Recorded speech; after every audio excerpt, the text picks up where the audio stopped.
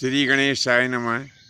प्रिय बंधुओं, महाराजा शांतनु की जो दूसरी पत्नी थी, जिनके पुराणों में योजनगंधा, पद्मगंधा, कमलगंधा तथा पुष्पगंधा आदि और भी अनेकों नाम प्राप्त होते हैं, तो इन्हीं योजनगंधा और महाराजा शांतनु के संयोग से दो पुत्र उत्पन्न हुए।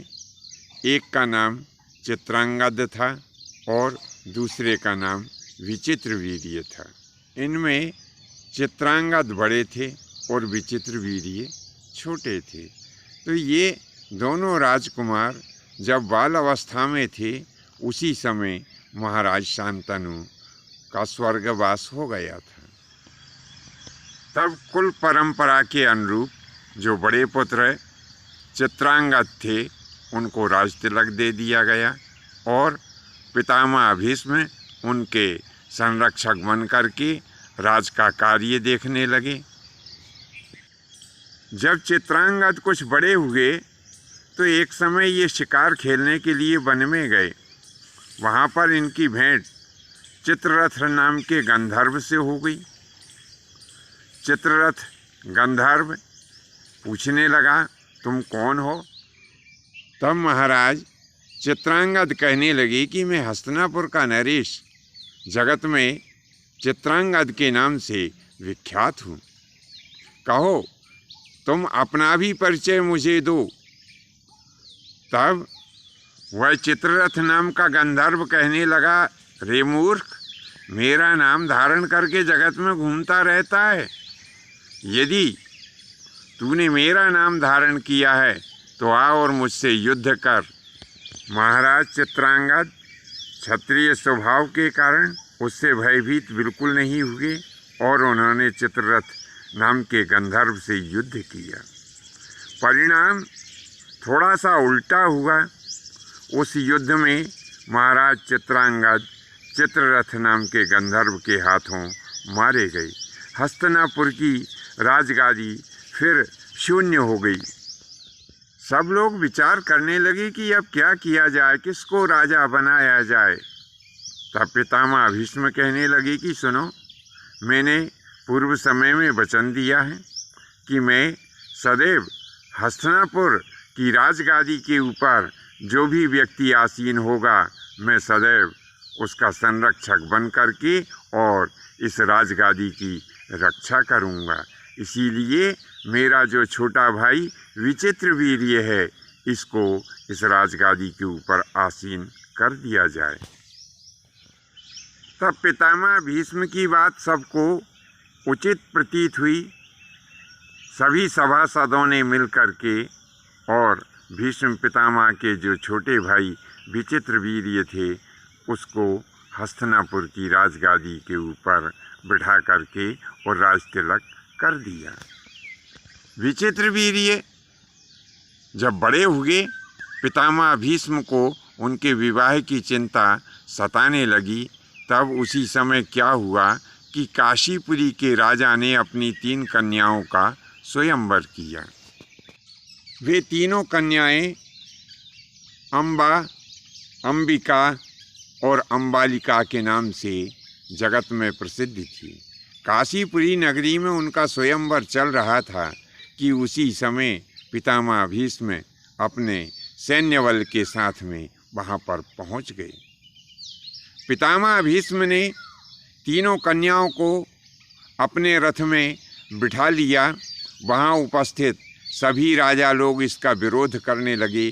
तब भीष्म पितामह ने अपने पौरुष और प्रताप के कारण वहाँ उपस्थित सभी राजाओं को परास्त कर दिया।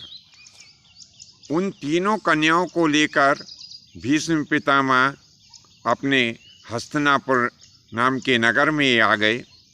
हस्तिनापुर आ जाने के पश्चात उनमें से 2 कन्याओं ने तो विचित्रवीर्य को अपना पति स्वीकार कर लिया, परंतु उनमें जो सबसे बड़ी कन्या, जिसका नाम अम्बा था, उसने भीष्म पितामह से कहा कि हे पूज्य, मैं पहले ही राजा शाल्व को अपना पति स्वीकार कर चुकी हूँ।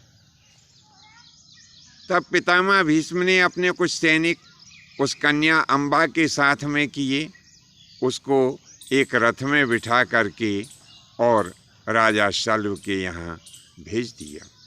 जब वह कन्या राजा शल्व के यहाँ पहुँची और कहा कि हे महाराज, मैं आपको पहले ही अपना पति स्वीकार कर चुकी हूँ, तब राजा शल्व कहने लगे कि सुनो भद्रे, कि काशीपुरी नाम की नगरी में जहाँ तुम्हारा स्वयंवर हो रहा था, वहाँ पर भीष्म पितामह ने सारे राजाओं का मान मर्दन करते हुए और तुमको अपने रथ में बिठाल करके हस्तिनापुर ले गए।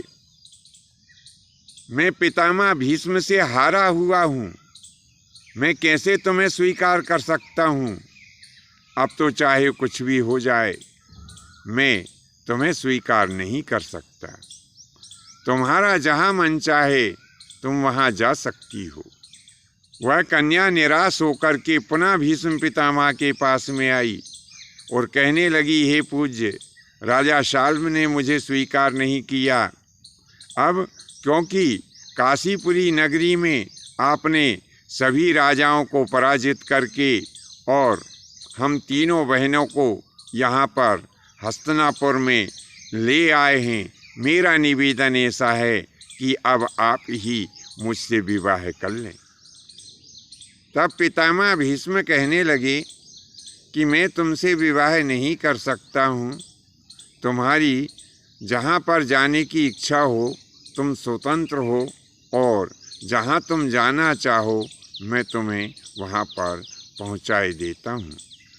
तब उस कन्या ने बहुत विनती की, महाराज मैं कहाँ जाऊँ, राजा शल्व मुझे स्वीकार नहीं कर रहे हैं। अब मात्र केवल आपका ही सहारा है, और या तो मैं राजा शल्व से विवाह करूँगी या फिर मैं आपसे विवाह करूँगी। दो के अतिरिक्त मैं तीसरे से अब विवाह नहीं कर सकती। तब भीष्म पितामह कहने लगे कि मैं मजबूर हूँ, मैंने पहले ही प्रतिज्ञा की है कि मैं कभी भी विवाह नहीं करूँगा। तब वह कन्या रोती कलपती हुई वन में चली गई, विचार करने लगी क्या करूं क्या ना करूं। ऐसा वह वन में विलाप कर ही रही थी कि देवयोग से महामुनि परशुराम जी की उस कन्या से भेंट हो गई।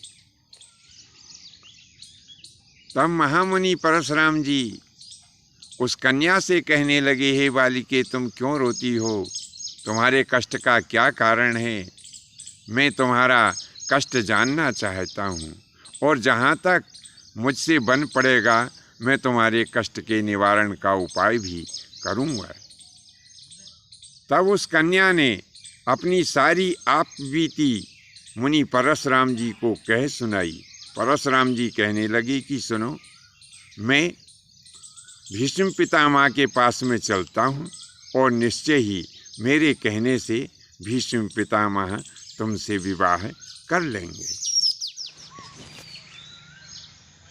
उस कन्या को साथ में लेकर के महामुनि परशुराम जी फिर से हस्तिनापुर आ गए और भीष्म पितामह से जाकर के कहने लगे, हे देवव्रत सुनो, तुम मेरे शिष्य हो और मैं तुम्हारा गुरु होने के नाते तुमको आदेश देता हूँ कि इस कन्या से तुम्हें विवाह कर ही लेना चाहिए।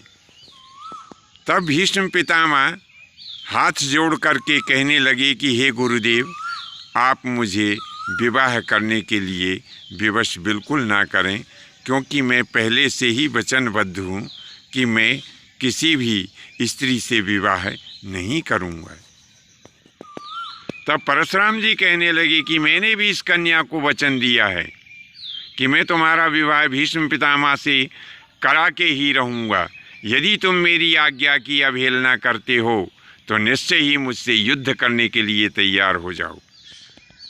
तब भीष्म पितामह कहने लगे, गुरुदेव जैसी आपकी आज्ञा है, यदि आप मुझसे युद्ध ही करना चाहते हैं तो मैं युद्ध करने से पीछे नहीं हटूँगा, परंतु जो वचन मैंने पहले दे दिए हैं कि मैं विवाह नहीं करूँगा और बिल्कुल भी नहीं करूँगा। मैं अपनी पूर्व की गई इस प्रतिज्ञा को कभी भी नहीं तोड़ूँगा, चाहे भले ही मुझे अपनी इस प्रतिज्ञा की रक्षा करने के लिए आपसे युद्ध ही क्यों ना करना पड़े।